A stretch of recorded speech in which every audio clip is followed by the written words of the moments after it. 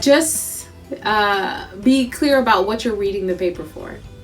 Right, and so you'll see that a lot of the scientific articles, they're really long, and we have to stay up on the latest information. And to me, like, the best way to do that is to read the most interesting part of articles, and I only get into the nitty gritty of the methods when I need to, like when I need to replicate what they're trying to do, and that's when I'll get myself all drawn into their methods. But before then, if I'm just reading it for entertainment, I just read the abstract to see how interesting it is, and from the abstract, if I decide, oh, this sounds cool, then I'll go into reading the intro, the results, and the discussion.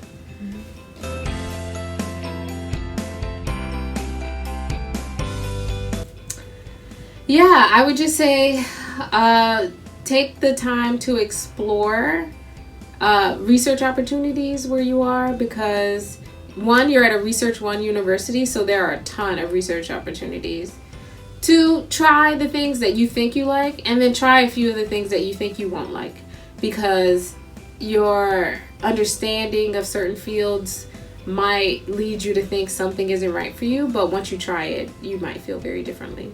And it's really important too, because when you think about it, there's a huge number of you guys who will graduate and not work in your field. And that's because you didn't choose the right field. Right? You didn't choose the right field, and you didn't figure out all the great possibilities that you could do with that field. You have to find something that you're passionate about if you want a job that you like. You know, and so that takes a lot of work and effort, and to find the thing that you're passionate about will require you to try all these different things that you're not going to like. Right? And so that's what you're looking for, is like, what are some of the things that stand out? What am I actually good at? You know, that's outside of school work. It's not going to be obvious to you by you reading something once. Like, you really have to go out, get in a lab, and say, can I go out with you? Can you take me out in the field? You know, what can I do? And that's the only way you're going to know.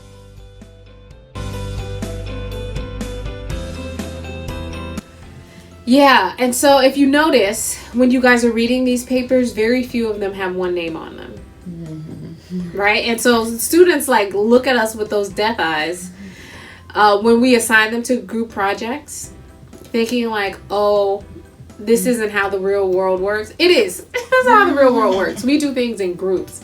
And so if you decide that you want to do a paper, I would say the first thing you want to do is think about, once you've identified what your question and what your study is going to be, think about who could help you, who would be a good group to write this paper with you, because that is going to make or break the process. It will be a fun process, or it will not be so much fun. It's the same as a group project. You choose good people in your group, you're smooth sailing, and it's great and it's enjoyable.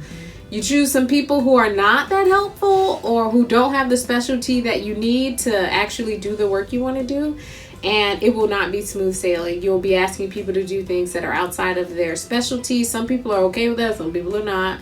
And so it could be a good process or a bad process. It depends on your ability to recognize what you need to do, and then who can help you do that.